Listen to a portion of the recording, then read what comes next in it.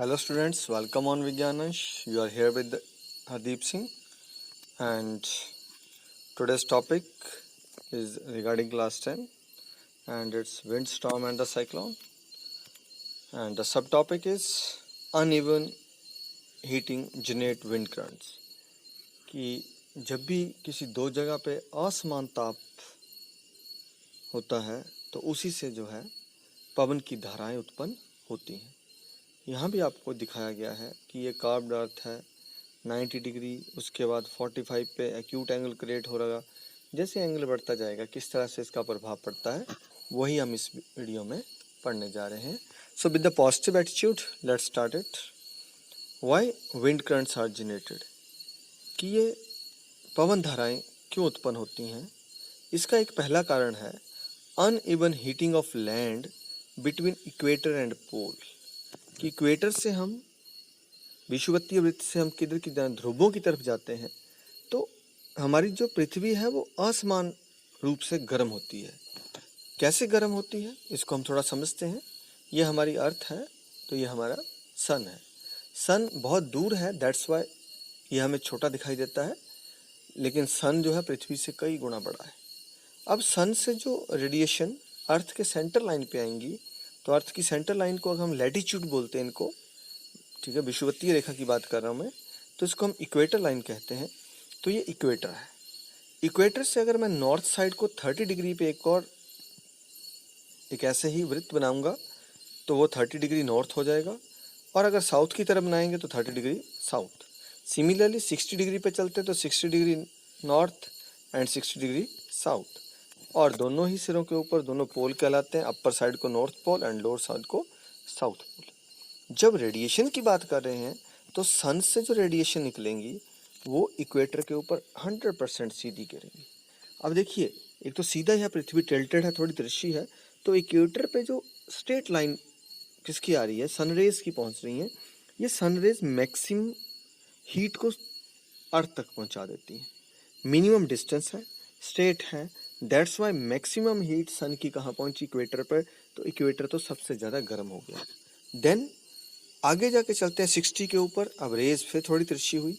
It means उन्होंने ज़्यादा distance cover किया, हीट कम वहाँ तक पहुँचाई, तो 30 डिग्री पे जो अर्थ है, the places around the 30 degree, the region around the 30 degree कम गर्म हो जाएंगे।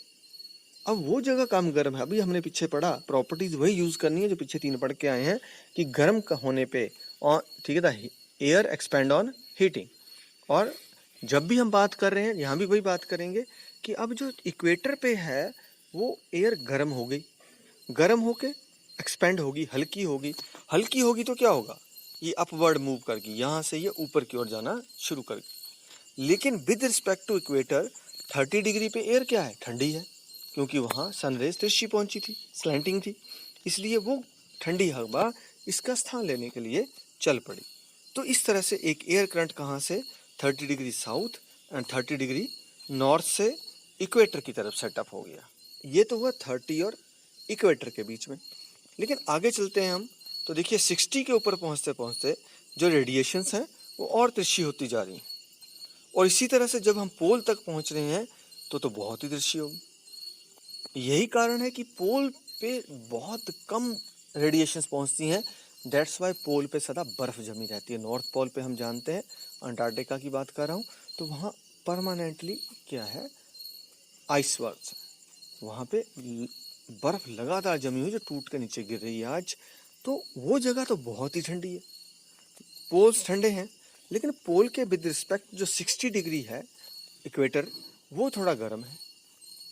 अब 60 डिग्री इक्वेटर गर्म है, that's why from the 60 degree जो ज़्यादा गर्म है वहाँ से जो है क्या हो जाएगा, 60 degree south and 60 degree north, दोनों से जो एयर करंट हैं ये ऊपर की ओर मूव कर जाएंगे।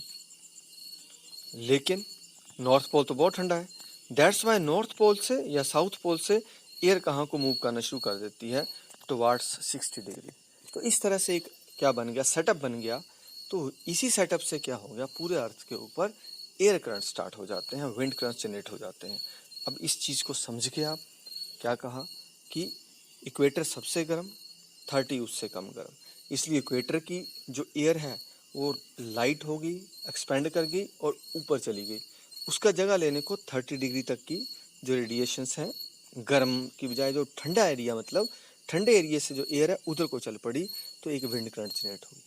उधर हम 60 की बात करें, 60 और पोल की बात करें तो पोल बहुत ठंडा है, 60 विद रिस्पेक्ट टू पोल गर्म है, लेकिन 30 के हिसाब से 60 क्या है, ठंडा है।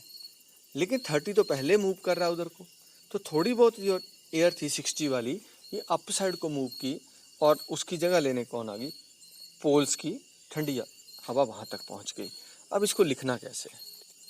लिखने का तरीका ये रहेगा इसमें हम कि region close to equator receive vertical rays of sun so they get maximum heat from sun. ठीक है, जो क्षेत्र है इक्वेटर के आसपास वहाँ सीधे रेखाएं पड़ती हैं, इसलिए वहाँ मैक्सिमम हीट पहुँचती है। The air of these region get warm, यहाँ की हवा गर्म हो जाती है। सो बिकम लाइटर, इसलिए हल्की हो जाती है। इट राइजेज अप, ये ऊपर चली जाती है। Cooler air from the regions in the 0 to 30 degree latitude from both north and south blow towards equator, तो वहाँ से 0 डिग्री से अगली जो 30 डिग्री तक की जो ठंडी हवा है वो इक्वेटर की तरफ मूव कर जाती है। The region at 60 degree latitude are hotter than the poles, लेकिन 60 डिग्री वाले पोल से गर्म है। The warm air of these region being lighter rises up, जो यहाँ की वार्म एयर है, वहाँ की जो गर्म हवा है 60 डिग्री की, वो ऊपर की ओर जाना शुरू होगी। And cooler air from poles move towards 60 degree latitude, इसलिए जो पोल से जो है यहाँ तक हवा चल, in this wind circulation is setup on earth, ये अर्थ पे सेटअप हुआ। इसी तरह से अगर हमने पिछले साल इस क्लास में भी हमने पिछले चैप्टर की वीडियो में देखा था, वो क्या था, लैंड और वाटर में एक फ़र्क पड़ता है कि जो पानी है और जो हमारी मिट्टी है, जो रेत है, उसका गर्म होने की जो स्पीड है अलग अलग है। जो वाटर है उसका लेटेंट हीट वो ज़्यादा होती है, इसलिए पानी धीरे धीरे गर्म होता है, धीरे धीरे ठंडा होता है। लेकिन जो हमारे पास क्या है, मिट्टी है, वो जल्दी गर्म होती है, जल्दी ठंडी हो जाती है। तो इसको हम बोलते हैं uneven heating of land and water. ये हमारा सन है, सन से रेडिएशन आ रही है, एक तरफ सी है और एक तरफ लैंड है। ये सी है और ये लैंड है।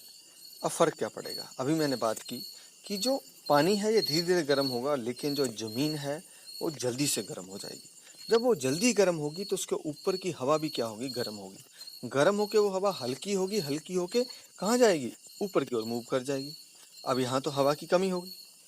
जब यहाँ हवा की कमी हो जाएगी तो जो ठंडी हवा कहाँ थी, पानी के ऊपर वाली हवा अभी ठंडी है, क्योंकि पानी अभी गर्म नहीं हुआ है, इसलिए उधर से ये ठंडी हवा सी से लैंड की ओर चलना शुरू हो जाती है। That's why it is known as sea breeze. तो इन द डे टाइम क्या हुआ हमारे पास, the air above the land become hotter than the air above the water.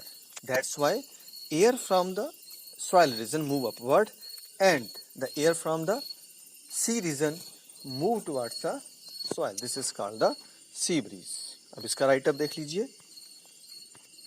तो सी ब्रीज के लिए क्या आएगा, the latent heat of water is very high, it means it heats up slowly and cool down slowly. ये तो हम समझ गए हैं। During the day the land heat up fastly, what the sea water do not get heated so rapidly. लेकिन जो पानी होता है इतनी जल्दी गर्म नहीं होता है। The air of the land become hot and light, so rises up. जो एयर थी किसके ऊपर, जो लैंड वाली थी, वो गर्म होगी, लाइट होगी, लाइट मतलब हल्की होगी, so rises up. And the cool air from the sea move to take its place.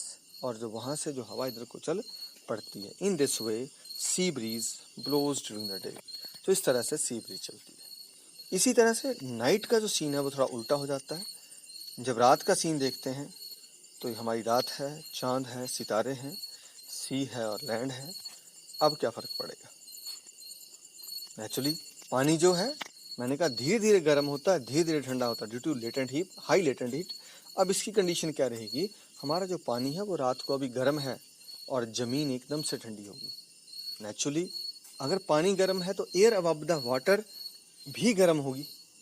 अब वो गर्म है तो क्या हो जाएगी, it is hotter with respect to the air above the land. ध्यान रखिएगा कि मिट्टी के ऊपर वाली हवा है वो ठंडी हो गई है, इसलिए वो भारी है, लेकिन जो हमारे पानी के ऊपर वाली एयर है वो अभी क्या है, गर्म है, दैट इज लाइटर देन, तो उससे क्या है, ये हल्की है। So the air above the sea move upward.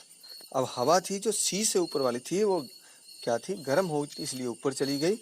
And the air from the land move towards the sea, इसलिए हवा इधर से इधर चलती है, तो this is called the land breeze. तो लैंड ब्रीज कब चली, रात को चलती है।